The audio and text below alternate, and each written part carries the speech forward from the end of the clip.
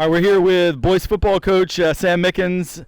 Coach Mickens off to a 2-1 start this season, including 2 great wins over in-town rivals. So first, I'd just like to ask you, what are you most pleased with after the first 3 games, and what are some areas as we head to the next 7 or hopefully more than that, 7 games in the rest of the regular season and hopefully beyond? Yeah, so I'm most pleased with our camaraderie. This group really began this kind of run 2 years ago, and the amount of work that they put in through the quarantine. Then we came out to the two games last year, and really kind of finished up strong with the win over St. Christopher's, and then came back into this year. I mean, they just had one mindset, but they were all together throughout the off season. Then kind of when things get down, I mean, these guys really just rally around each other. They don't let any outside distractions really get them down or derail what they're going after. So we saw at the collegiate game 3 offensive touchdowns, but also 3 defensive touchdowns. That's not something that you see every day. You just talk about the defense and what they're bringing as well. I mean, Benedictine, great team, great program. I know they're going to have a great season, but they struggle a little bit to move the ball against you guys as well. Just what is going on with this defense? I think Titan fans maybe haven't seen a defense with this many playmakers. Yeah, so we do have a lot of playmakers on the defense, but it's really Coach Taylor's philosophy that these guys have brought into, and it just allows them to have fun. And if they follow the plan, then they get to fly around and have fun. And now we're just starting to score on defense. But I'll add to that really good teams, you want your defense ahead of your offense to begin with.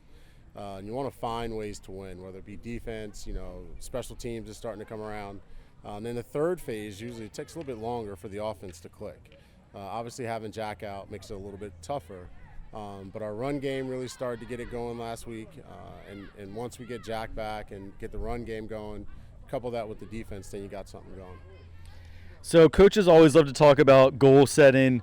Can you speak about what your goals are for this season with this group? Yeah, so I've actually been really blessed with a lot of great coaches here at Trinity. And so a couple years ago, the basketball teams, one of their goals was to win at home, be undefeated at home, was to win the prep league, right? And then have a home playoff game, and then be able to win in the playoffs. So ours is a little bit different, right? So it is go undefeated at home, but it's win the 804. Mm-hmm. All right, we want to win the prep league, but we want to win the 804. So that's a big deal in football. You don't want to beat 2 or the 3 teams, or and then you get out there and someone's like, oh, well, you didn't beat so-and-so. So we really wanted to make that one of our primary goals, and hopefully we can achieve that. You talked about being undefeated at home. The collegiate game, which is the most recent game as we film this, had, from my vantage point up in the press box, about as big a crowd as I've seen at a football game here. The Benedictine game, the opener over at Henrico High School, I'm quite confident was the most people to ever watch Trinity Episcopal School play football. Can you just talk about what that support from the community means to the team, to the program, and to you as the head of this program? Yeah, absolutely. It's invaluable. We've been working for years to try to, I guess you'd say, gain respect, not just within the 804, but also our own community. And I think it speaks to the character of this team.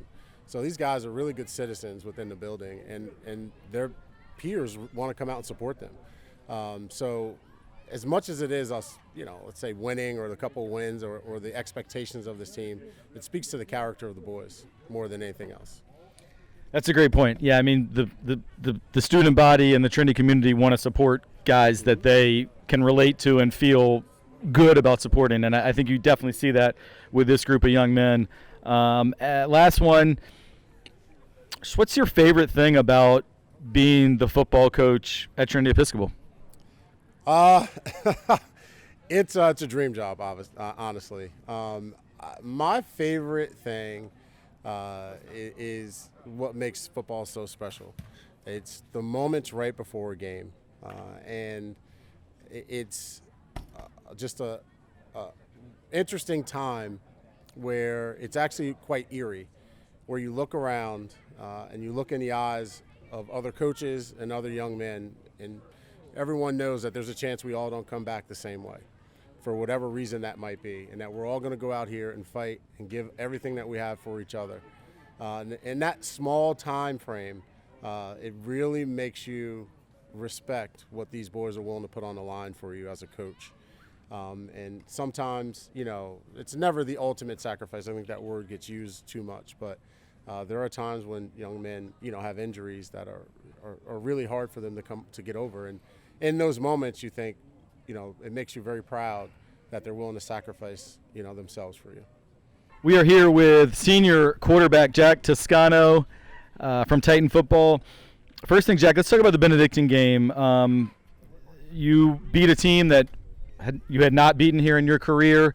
You played an incredible game, left it all on the line. I think maybe exercised some demons from past years against them. So you just talk about what it felt like that night over at Henrico to get that monkey off your back and beat the Cadets. I mean, honestly, going into it, that's all I wanted to do was win the game, no matter how it happened. I didn't care about stats. I didn't care about anything. And it just so happened that we did play a good game. But, I mean, the Titan community was crazy that game. That's what fired all of us up. I can say that from experience. When they started walking down and everybody started yelling and screaming, that's when I knew it was real.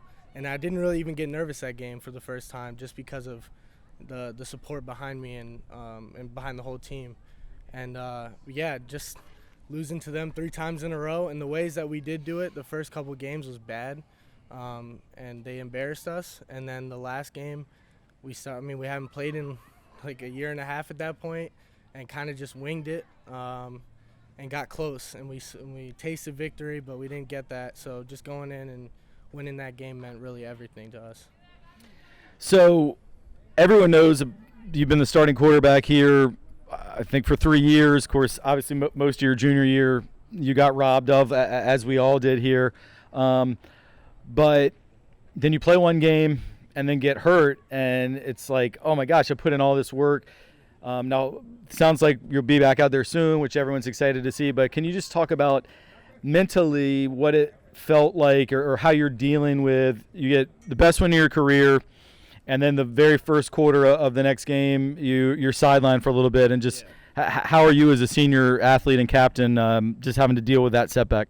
I mean, it definitely sucked. That's no lie. But really the goal of this season was to win a state championship, and me being out in these games, I don't feel takes that away.